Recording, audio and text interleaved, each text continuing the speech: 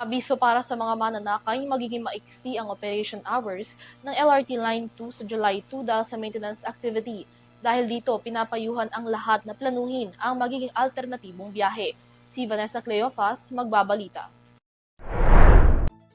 Maagang paalala sa mga commuters na sumasakay ng LRT Line 2. Sa July 25, magpapatupad ng shortened operation hours ang Light Rail Transit Authority o LRTA para sa ilang pagpapalit at pagsasaayos sa daanan ng tren para sa maayos na serbisyo ng pamunuan at kaligtasan na rin ng mga pasahero.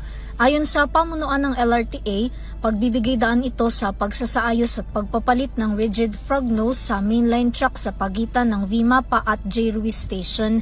Sa nasabing araw, ang huling biyahe ng tren mula Recto Station ay alas 8 ng gabi habang 7:30 PM naman ng gabi ang huling biyahe mula Antipolo Station. Sa kabila ng mga maaapektuhan na mananakay, tiniyak ng LRTA na maglalaan sila ng shuttle van para umalalay sa mga hindi makakaabot sa huling oras ng biyahe.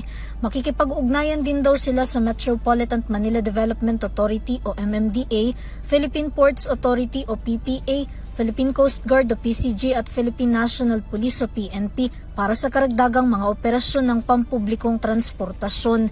Samantala, ang rigid frog nose ay bahagi ng riles na dahilan para sa maayos na pagdaan ng mga tren kapag lumilipat ito sa ibang track. Babalik naman ang normal na operasyon ng LRT Line 2 sa July 26.